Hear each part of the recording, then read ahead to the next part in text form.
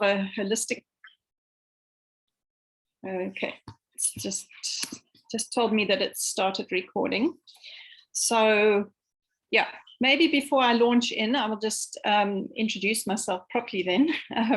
I am Ingrid Schudel, and I'm from the Environmental Learning Research Center in Makanda, which used to be known as Grahamstown in South Africa. And I am, as Stefan was explaining earlier, one of the founder members of the Global Forum, which has been going now it's going into its third and a bit years. So the forum runs these little sessions every month, and yeah, we're all about trying to bring an international community together to try and work through the issues and challenges of ESD and our work with teacher educators. So thank you very much, all of you, for coming today. And if that's okay, I'm just going to start off with my presentation and a little bit of a discussion. So those of you, you should be able to see the little the slide, and even if you can't read it, I will read it for you. But while we were waiting for the session to start, I asked people to just type in an answer to this question: what do you understand by a holistic approach to the SDGs in education for sustainable development? So we've got comments such as incorporating the SDGs into all content areas, a variety of subjects where they naturally fit. So quite interesting, natural fit, incorporating across different areas. It's an approach that ensures that all the 17 SDGs are addressed simultaneously as they are interrelated. So someone's emphasizing the interrelationship between the different SDGs. As a geographer, I'm accustomed to look at a topic in various perspectives. At least humans and natural perspectives. In a holistic view, emotional and affective aspects play an important role as well. So we're not only looking at the kind of technicalities and the cognitive elements of ESD, but we're also looking at emotional and affective. Someone else has added seizing opportunities to bring the SDGs into ESD at appropriate moments, always remembering that sustainability is about making connections. So I like that word, making connections. Integrating economic, ecological, and social governance. All right, so this is the financial side, the ecological side, the social side. So that is what this person is seeing as holistic, viewing historical as well as futures. So we've got past and present and future, and we've got systems thinking. So this is fantastic, all of these things that are coming in. I don't think I need to do my presentation anymore. Integrating knowledge, skills, and values. Okay, here's another element of looking at holistic, pertinent to the SDGs, including in curriculum and other facets of the school institution. Okay, so here's another perspective on holistic here. Not only curriculum, but also how curriculum works with different aspects. So fantastic, thank you, everybody. Unfortunately, that last one is cut off. So this is the first time I'm using this little activity, online activity, Mentimeter, for those of you who don't know it. So I'll have to work with that for the future. But I think for now, I'm going to stop sharing and share instead my PowerPoint. Which is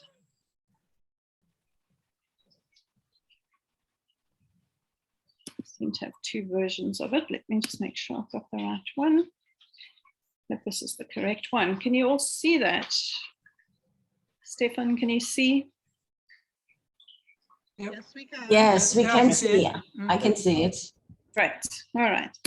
Fantastic. Okay, so I've been thinking about and experimenting with curriculum, innovative curriculum for many years, and I just wanted to share some ideas and thoughts with you today.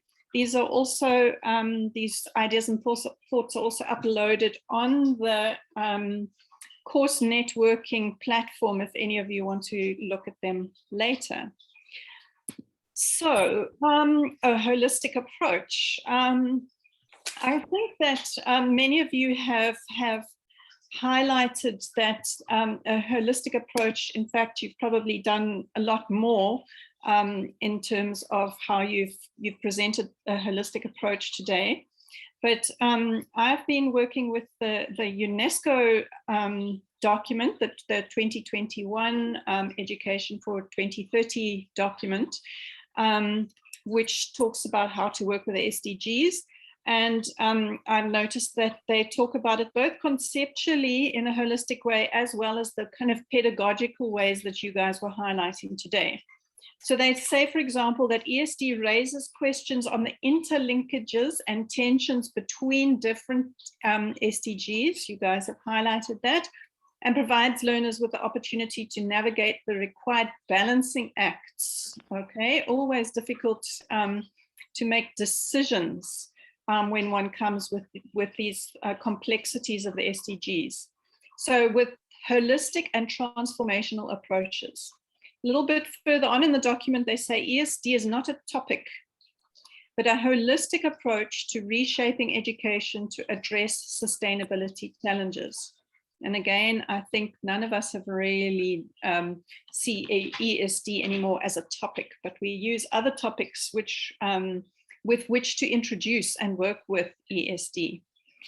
ESD, they also say, is a lifelong learning process and an integral part of quality education that enhances cognitive, social, and emotional and behavioral dimensions of learning. Again, a point that one of you raised. It's holistic, transformational, and encompasses learning content and outcomes, pedagogy, and the learning environment itself. So very many sort of different ways of thinking about ESD and the SDGs in a holistic way.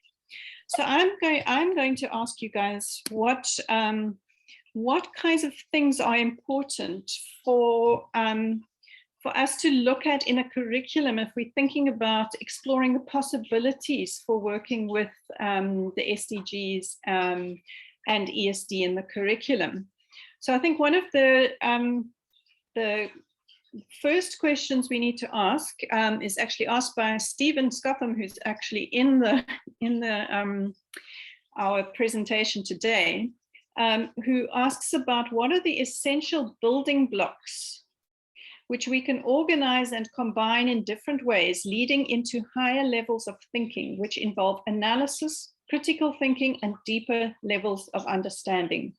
So we don't want to just launch into the SDGs at a surface level.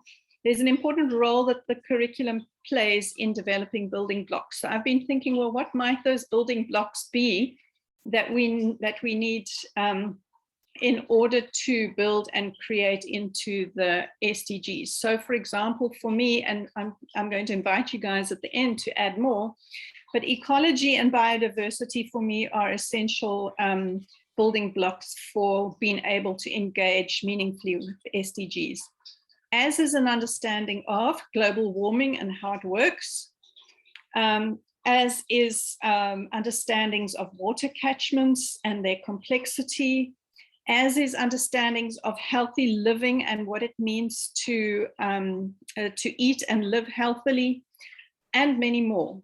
So this is one of the important things that I think we need to think about with curriculum.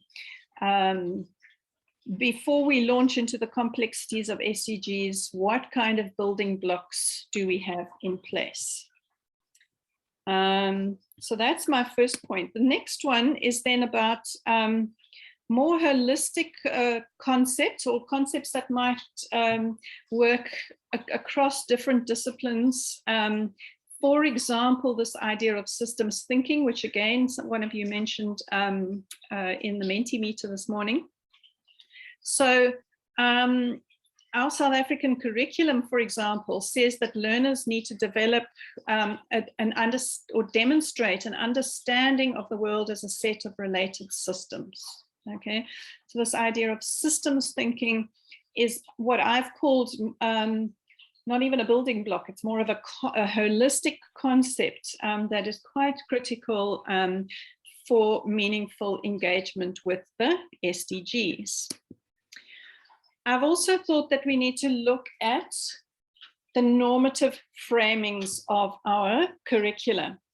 The United Nations, where the SDGs are outlined, the United Nations document, highlights the importance of people, planet, prosperity, peace, and partnership.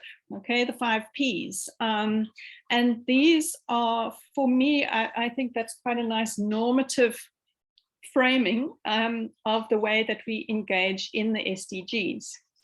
Our South African curriculum, in one of its aims, talks about showing responsibility towards the environment and the health of others. So this idea of our role in looking after the environment. And you can see that these relate, I'll come to that other point just now, that these relate to showing responsibility towards the environment and health of others. You'll see one of the SDGs talks about responsible consumption and production. It also talks about zero hunger. So it's also highlighting the importance of looking after people.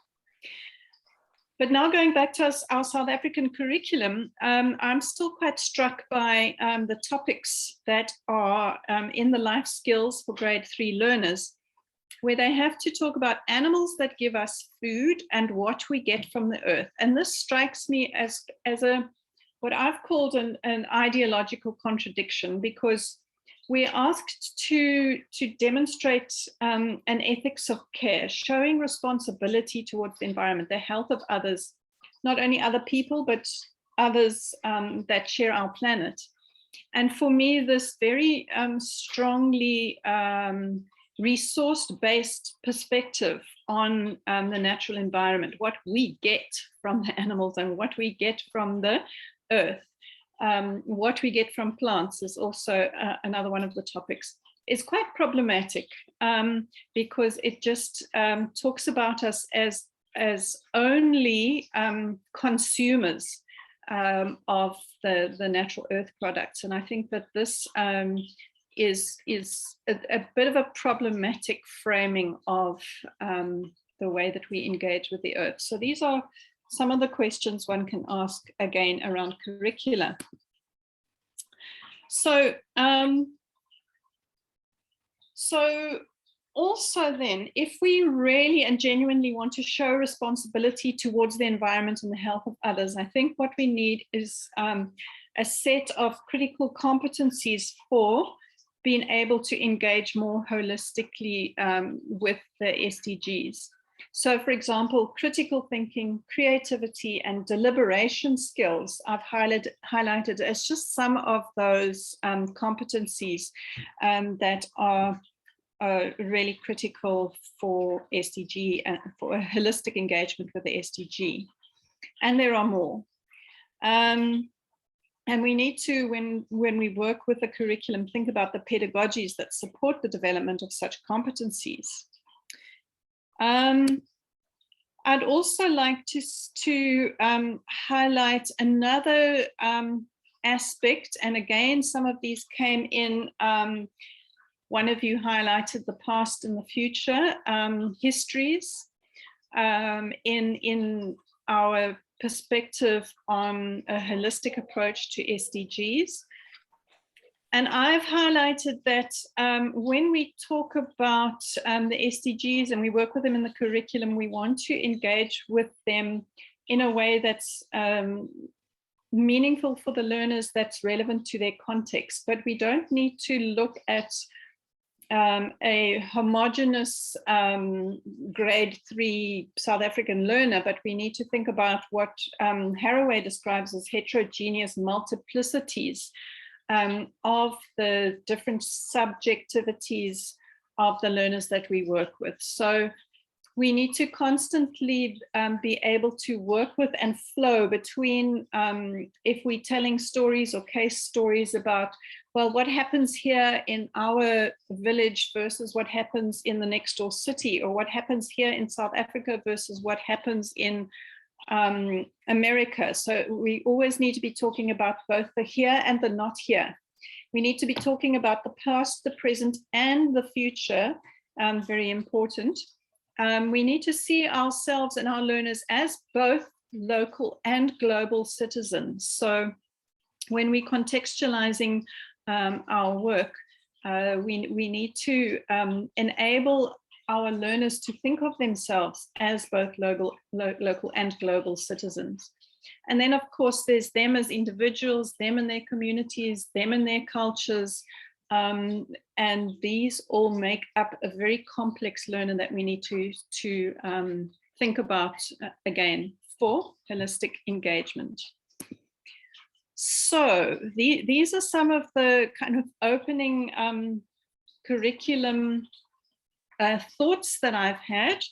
And I wanted then just to maybe break for a second to see if there are any important chats or questions at this point, because what I'm going to do next is then share 2 innovative curriculum sets of activities that I've experimented with, and then again open for a break. So we've got mainly people just introducing themselves, so welcome everybody, and thank you there. Has anybody got any questions? Has anybody themselves experienced, for example, these ideological inconsistencies that I've described? Anybody who wants to share or make sense of anything that I've said? I really enjoyed your words, Ingrid. Heterogeneous multiplicities. Okay.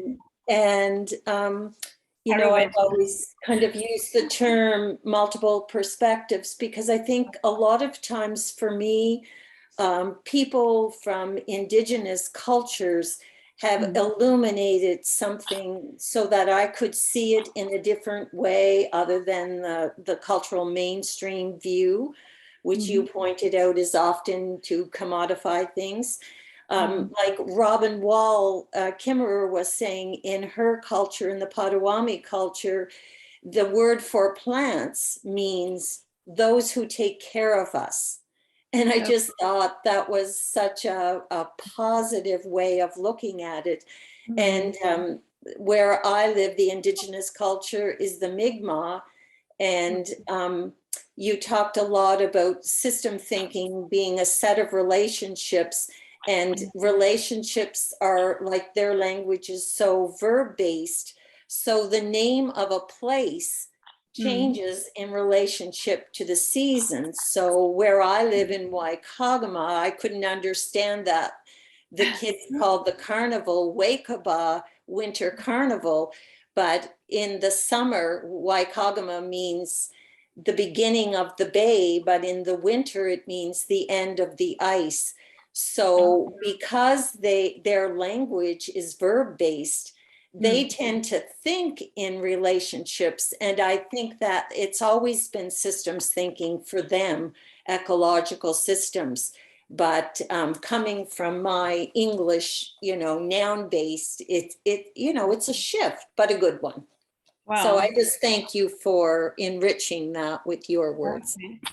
Wonderful, thank you. It's amazing what different possibilities languages open up for us and close down in other contexts. So thank you. All right, so will you shout, Stefan, if there are any hands up that I've missed, but people also just very welcome to unmute and chat at any point. Okay, so then I'm going to move on to the next slide, which Shepherd has raised his hands. Sorry, please go ahead, Shepherd. Yes, thank you very much, Ingrid. That was very intriguing. I just want to comment on one thing where you have been talking about systems thinking and interconnectedness. Yes. This reminds me a lot when I go back to the village where I belong, where I grew up, and in most cases, there is a contradiction between civilization and what people have become. Now, each time I go to the village, I find that by modernizing, people have become less civilized in the sense that they have lost their connection. Because when I was in the past, say in the 60s and the 70s, there was no separation between people, animals, and the land. It was one thing, and people respected it as such. But as people became more modernized, more commercialized, they lost that civilization, and they have become less civilized by becoming civilized. So there is a very, what can I say, a very confrontational dimension that has taken place there. And it has always been very difficult to try to explain to people that, you see, you have lost more by modernizing in a situation which is demanding that we get connected. Wow, that's very poignant. I'm sure everybody knows this Gandhi quote, but I'm just going to remind you anyway. As I'm not sure, Shepherd, if you know the quote, when somebody asked Gandhi, what do you think of Western civilization? And he replied, that would be a good idea. So, yeah, some nice little ways of challenging our assumptions about what we think of civilization, what we think about development. Yeah, and I've also, I think in the notes that I've written, I've even also queried, not quite in this presentation, but even queried some of the perspectives. I think we need to look a little critically at the SDGs as well, which are ultimately about development, the Sustainable Development Goals. And sometimes they are criticized for having a narrow perspective on development. And for example, I've quoted and given you a reference to Tim Jackson's book called Prosperity Without Growth. And that's something that we've been talking about as environmental educators for many, many years, but not always in the development world. Is there an acknowledgement that we need to critique this idea of growth per se? So yeah, lots of things we still need to continue to critique. Perspectives on growth, perspectives on development, perspectives on civilization. So thank you very much, Shepherd. And I think you're right that part of the problem with these limited perspectives is about that loss of connectedness. So thank you for that great point. Okay, I see no more pressing hands. So I'm going to move on, and then we'll have more time for conversation a bit later. So the two little innovations that I'm going to share with you, the one is a series of activities that I have developed around the theme of bees, and they're for the use in the primary school curriculum, grade 3 learners. And so those are kind of 9-10-year-olds. And I've created what I'm describing as a nested approach to curriculum innovation. So I've tried to look very specifically at the different subjects. And you will see that I've got mathematics, I've got life skills, which is really where the kind of the sciences and the arts are both introduced, and then English home language as the 3 subjects that I've used in my nested approach here. So I'm struggling to find my mouse. There it is.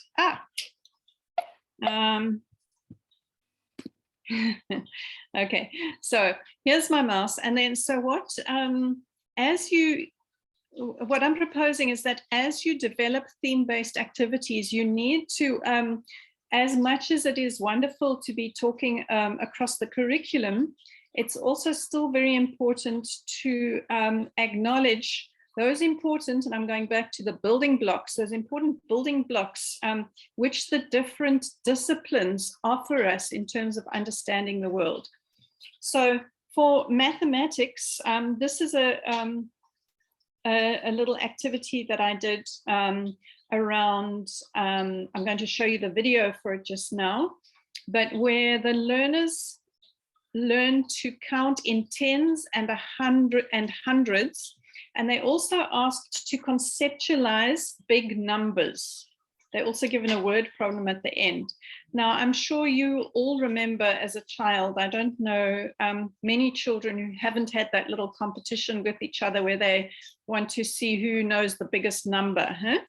And they talk about billions and millions and gazillions and gabillions, and then they start making up all these wonderful names. So they're already starting to experiment with this notion of size and bigness and infinity at this early age. So I thought that's a really good way of grabbing young ones.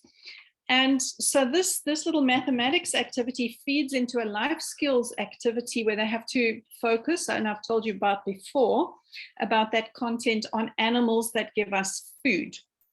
But now the animals that give us food in this context are the bees. And but I've tried to present the activity in a way that is much more empathetic, and it's not only about the bees giving us food, but it begins with a video asking how hard do bees work. So we're trying to develop some kind of empathy with the bees and care for the bees that make this honey, not for us, but for themselves actually. And then we actually take it from them for our use. And then we go on to English home language, where we have activities for shared writing. So, and that is where we explore further stories around bees and other insects. Okay, so you can see this is what I'm describing as a nested approach to curriculum innovation. You'll see that I've linked it to 3 of the SDGs, life on land, which is the bees, or their ecological relationship with flowers. It also links to zero hunger because of our reliance on bees to help feed us, but it also talks about responsible consumption and production as another one of the SDGs. So enough talking from me, because now I'm going to ask you to watch this little video. I've given the link at the end of this presentation so you can watch it in your own time. It does have a cutesy little music, but I decided not to play the cutesy music so that you can focus on the text. And it's also, just be aware that you need to think quite fast. It's intended to be used by a teacher, but the teacher's supposed to pause the video and discuss each of the slides as we go along.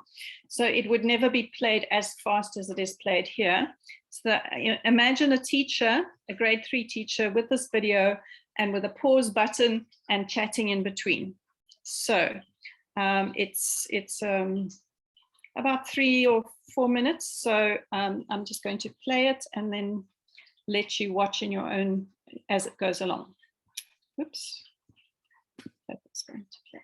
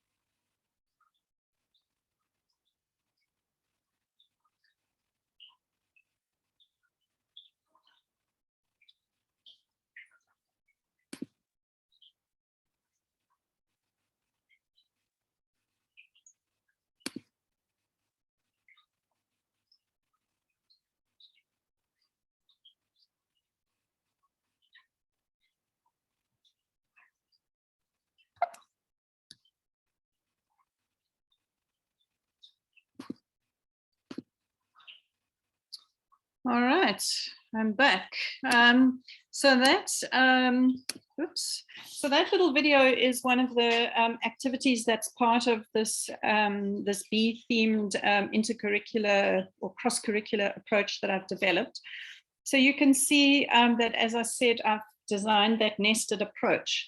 We've then got a little activity as part of the home language curriculum that learners need to be able to not write their own poems, but create group poems. So I developed this little activity where they start off with the little poem about a bee by Isaac Watts, which goes, "How doth the little busy bee improve each shining hour and gather honey all the day from every opening flower. How skillfully she builds her cell, how neat she spreads her wax, and labors hard to store it well with a sweet food that she makes."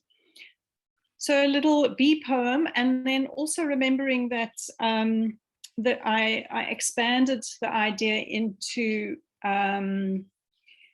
into bees and their friends, and so I thought it might be moving from busy as a bee to also look for other sayings around bees and insects, and to play with those and to use those in the classroom to build a classroom poem about bees and their friends. So we've got things like nitpicking and on the fly and like a bee to the honey pot, like a blue-asked fly, like a moth to a flame,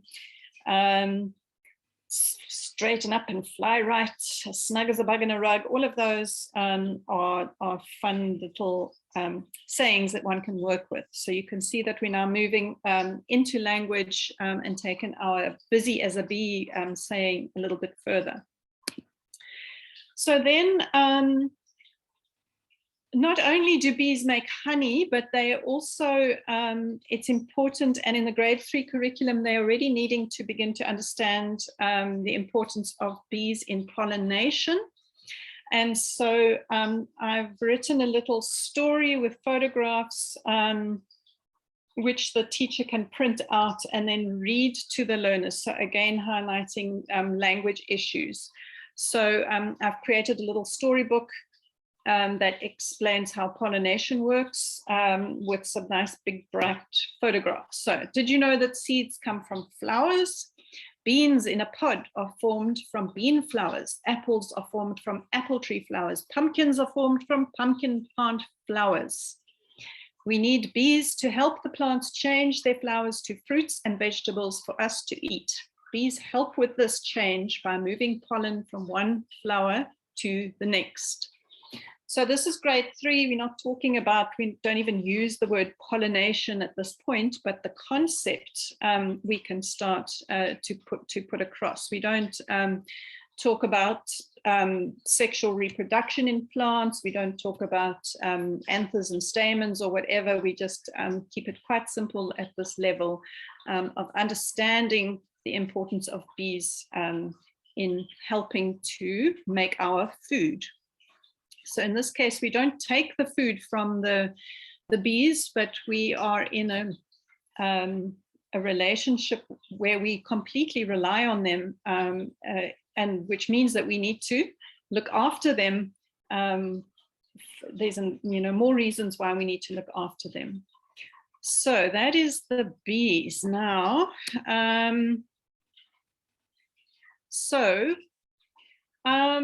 this is what I'm playing with, what I've described in a book that we've just had published, and where we talk about the complexity of environmental knowledge. And we've been experimenting with this idea of a laminated perspective on environmental issues.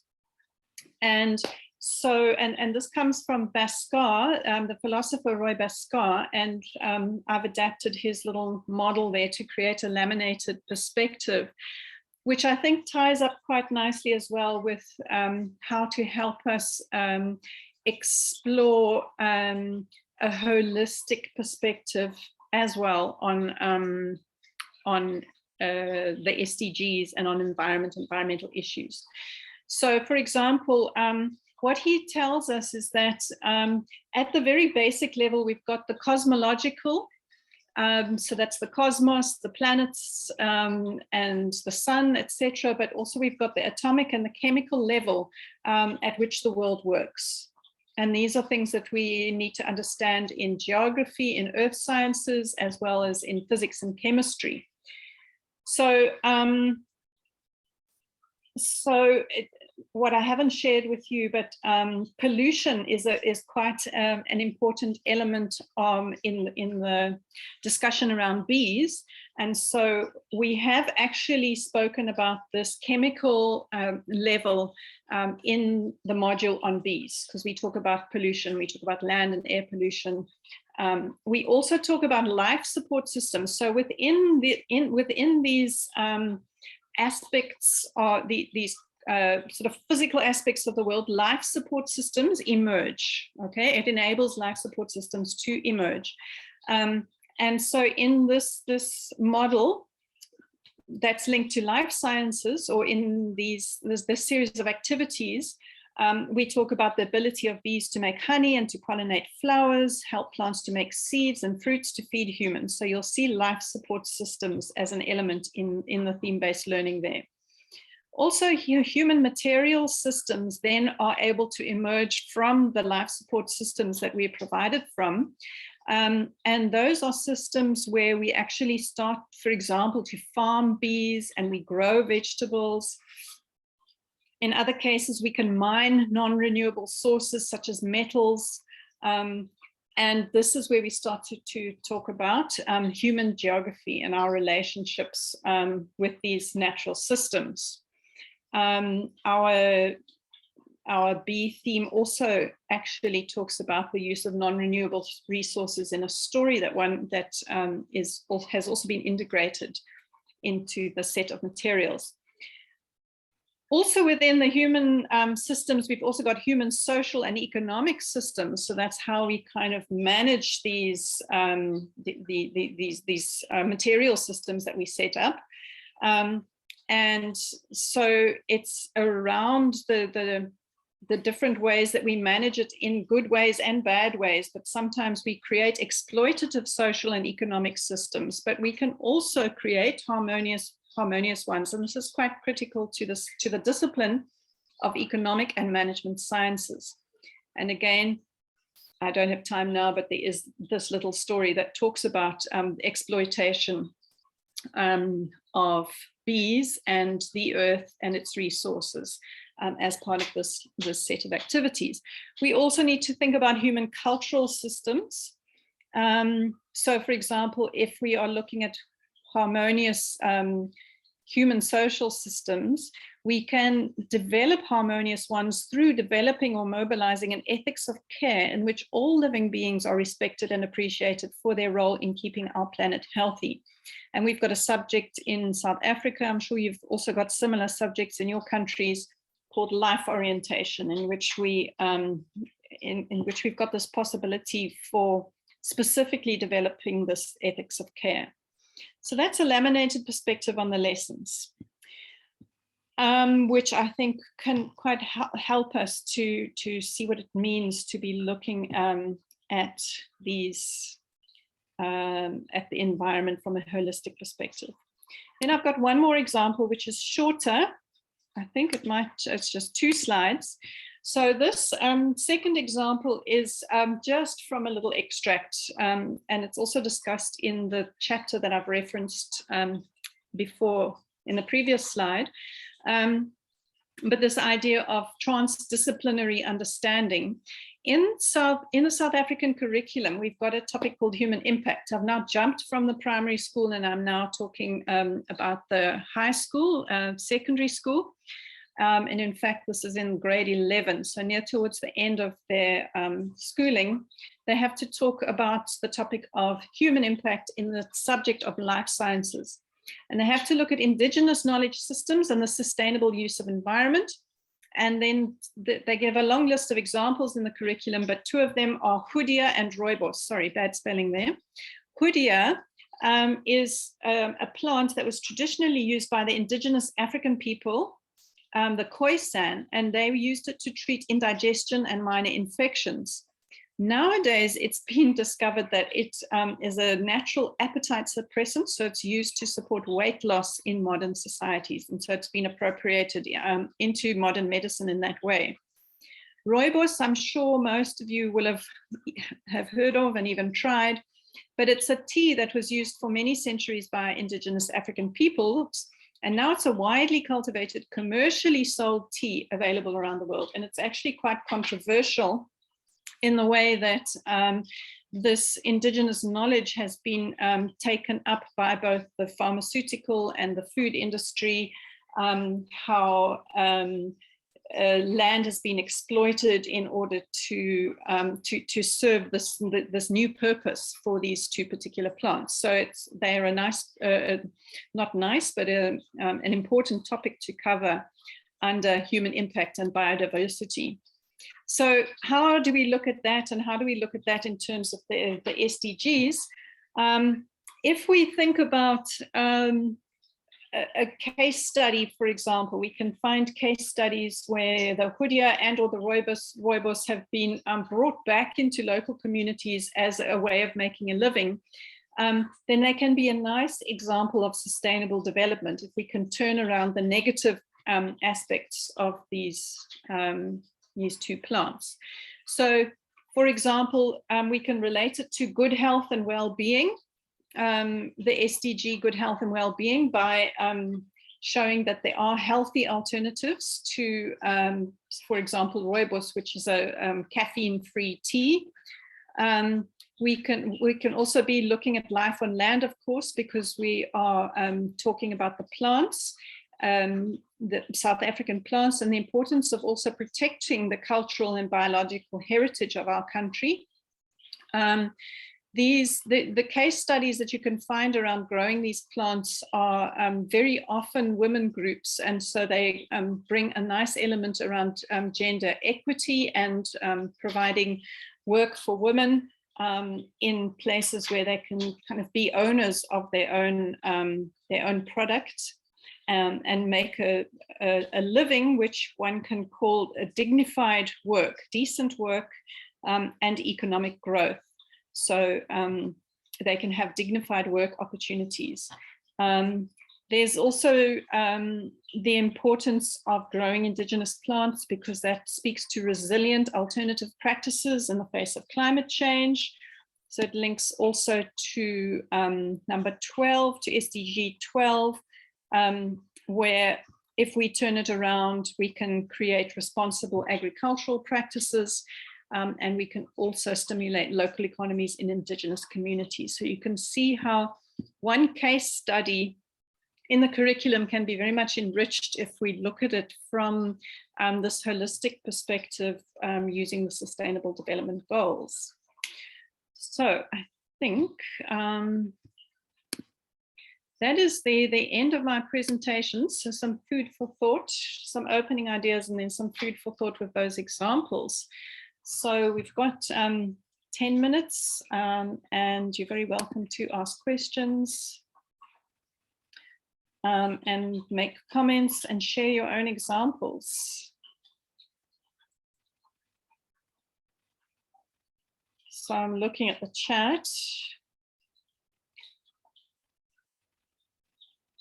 But Stefan, if you can shout if anyone's got a hand up, otherwise I'll just read and work with the chat. Samuel has said systems thinking in ESD is crucial to the teaching and realization of sustainability, especially because the thematic areas of sustainable development are about showing how people, environment, economy, and culture connect to support human existence. So he's highlighting the importance of systems thinking.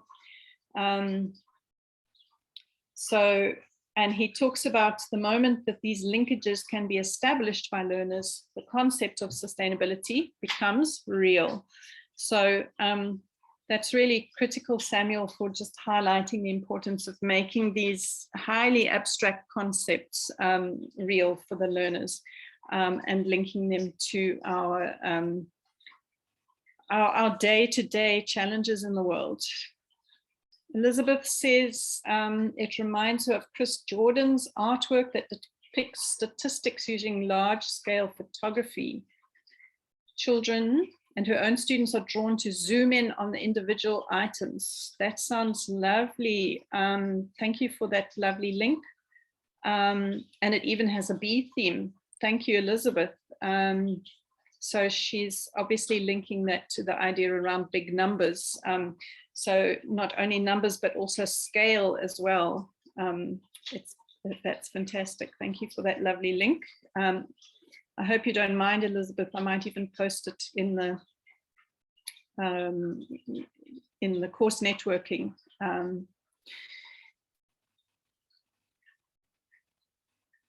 So Ibudini has appreciated the maths, and he teaches KG 8, level 8.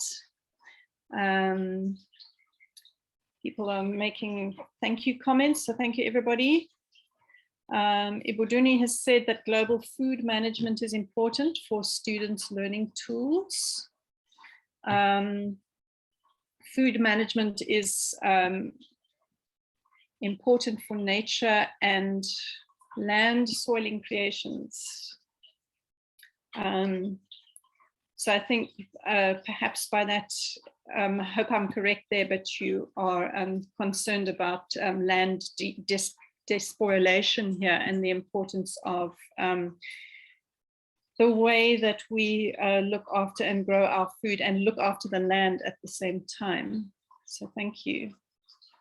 I've got a question here from Elizabeth. Which systems thinking tools do you find most helpful for teachers and students to explore the interconnectedness of the SDGs as they relate to issues?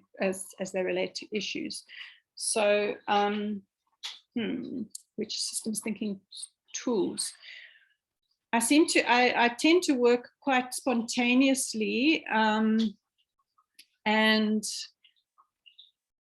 so I don't specifically have a set of tools. Elizabeth, could you maybe speak to that point or tell me what tools maybe you use? Sure. So my students right now are designing curriculum aligned with the SDGs, and I've provided in my course module links to various tools like the Sustainability Compass, which I find really helpful. So exploring the interconnectedness of nature, well-being, society, and economy, for example, and then the interconnections between those. I'm allowing them to choose tools. So I'm exploring now which ones seem most helpful for them to see the big picture, as well as zoom in on the interconnections as they begin to design their curriculum so they can design interdisciplinary unit plans. Okay. So, sorry, I'm just jumping up to get a pen. So you could just remind me what you called those again? That tool? Yes, the Sustainability Compass tool I find really helpful. And then just a variety of systems thinking tools like connected circles and root cause analysis and different tools that they're starting to unpack the issues and see the human and ecological interconnections between them. Yes, I'll provide it in the chat, sure. Thank you. And I see Faye who also, if I remember right, Faye, nice to see you. It was you that did the systems thinking module on here on course networking, I think, if I'm right. So don't forget that there's also, if you want to read more about systems thinking, to also go back to, is it 2019, Faye? Yes, it was. Yes. Thank you. Nice to hear your voice, Faye.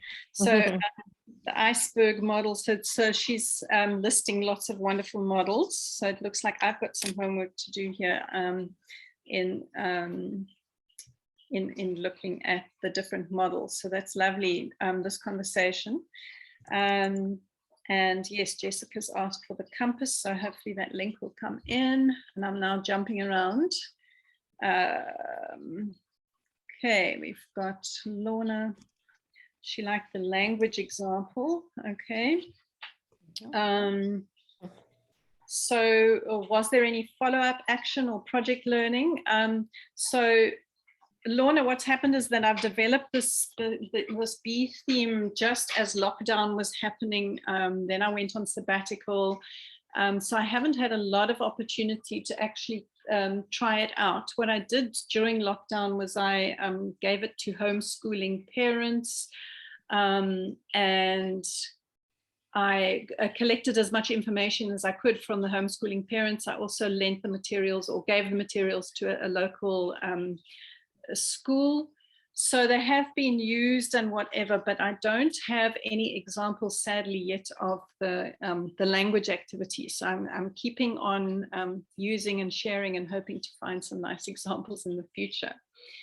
Thanks. Thanks, Ingrid. Okay, thanks, Lorna. Judith.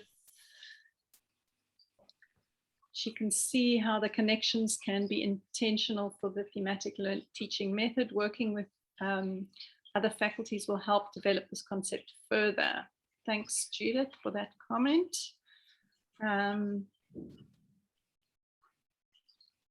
Right, there's a compass link in there, which hopefully people are going to pick up. Betsy. She's appreciated the holistic thinking.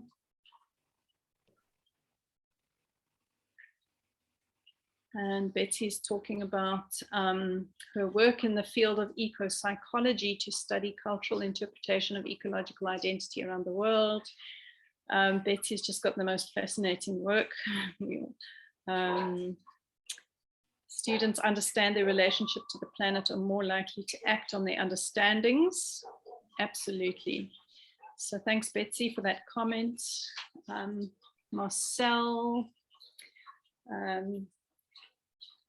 Talking about school administrative organizations are important for planning across curricula.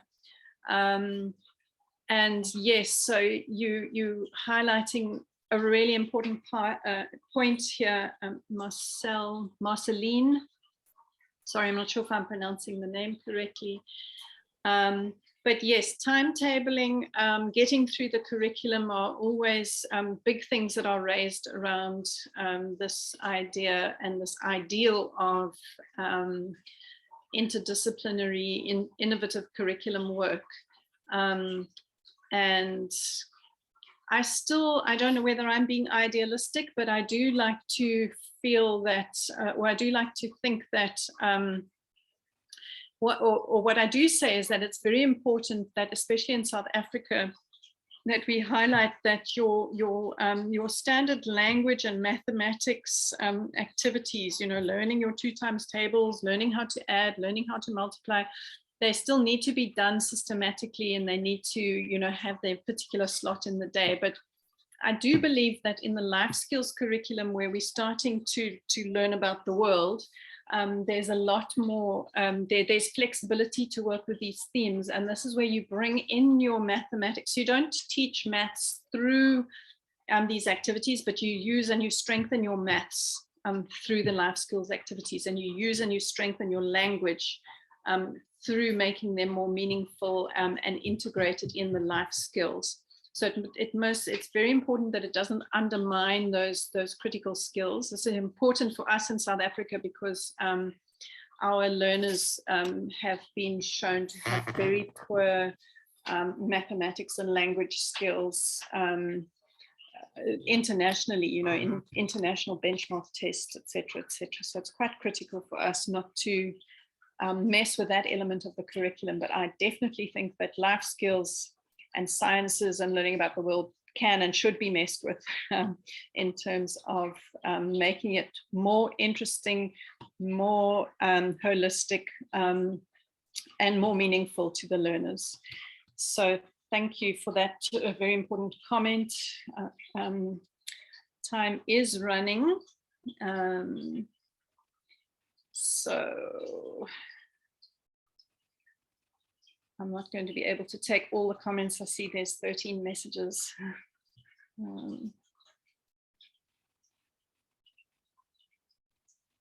Okay, so Marceline has also asked whether teachers follow what we have planned. Are the teachers part of the planning? There's a bit of a backstory to these materials, is that I actually developed them to illustrate the possibilities for cross-curricular work, and I want to take these further and work with different themes. I gave my students the task of developing a theme, but because they are beginner teachers, I found that I was quite disappointed with the results. So what I did was I thought, okay, well, if I expect my students to be able to do this, I must be able to do it myself. And so what I decided to do was I was going to role model innovative curriculum work, and then as an assignment, I give them another theme, and then they have to work and do similar things with another theme as a different task. I do believe that teachers are very, very busy, and it is quite a challenge for them to find the time to do this kind of work. So I think what we need is a nice mixture of ready-made role model materials, as well as support for them to go and run with and create their own themes and their own sort of innovative curriculum workings that's relevant for their own context. So yeah, so currently they use it as an inspiration, and then I've also got a whole sort of lot of critical things that they need to look at. They use the nested curriculum in order to create their own nested curriculum, etc. So all of these questions are rolling in. Thanks, Andrew, for your comment. Josephine has asked, are we doing the linking of topics to SDGs topic by topic? So not really, Josephine. It's more working from the curriculum and looking for possibilities and needs in the curriculum. So again, it's quite important for us that we work for and develop what the curriculum needs are. Otherwise, it's quite hard to get teachers interested, you know, because they, as Marceline has noted, they have curriculum, or they have a lot of work to get through, a lot of topics to cover, etc., etc. So we kind of try to engage quite strongly with the curriculum in our work. And it's not reflected in the curriculum, Josephine. This is quite sort of creative and new, the work that this kind of creative restructuring of the curriculum. Okay. Steve has noted their new book on sustainability education. And he is pointing out that that book offers many examples of connectedness in curriculum design. So thanks, Steve, for giving us that link. Also remember that, so if you go into the chat, Steve has made the link to their book. And also remember that Stephen and Steve presented previously on course networking. So also, if that link is not there, we can add that link to their course networking theme. So yes, lots of connections between these and previous presentations and presentations to come. All right. I'm struggling to decide which topics to respond to. Thank you, everybody. I think what I'm going to say is if anybody, I feel like I've spoken too much, my voice is going hoarse. Would anybody like to actually say something instead? I feel like I'm talking too fast and too much. So I'm going to slow down and just say thank you, everybody, for your comments. I can't respond to all. What I will do is also encourage you, and maybe what I'll do is get some conversation points going on course networking. So if anybody feels they haven't yet been properly responded to, you can put your questions onto course networking. Maybe just give me half a day just to work through these questions in the chat and to set up some discussion groups, if that's okay. Yeah. I was just going to pick up your suggestion, Ingrid, and throw in the thought that I really like what I've said in the chat. I really like the way that the SDGs, and you've used the SDGs as a window and as a way of opening up the curriculum and reinvigorating it and ultimately reorientating it. And we know that the SDGs are not perfect, but they don't have to be in a way. And it's a very positive message. I really liked it. Now, I think the questions you asked at the beginning about what facts learners need to know and what are the outcomes that we're looking for, really important to keep those in mind. But yeah, opening up the curriculum through the SDGs seems a really useful approach. Okay, great. Thanks, Stephen. Right, anybody else? I'm going to invite you guys to unmute and talk to your point if you really want to discuss. Shepherd, you raised your hand before. Is that? Yeah, it was what I wanted to ask was addressed, I think. Yeah. Okay, thanks, Shepherd. All right, so thank you, everybody. We will continue the conversation, hopefully, on course networking. And Andrew,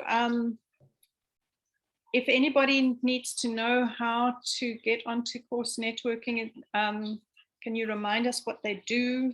I don't know if I'm putting you on the spot there, whether you've got the information at the tip of your fingers, how they get onto course networking.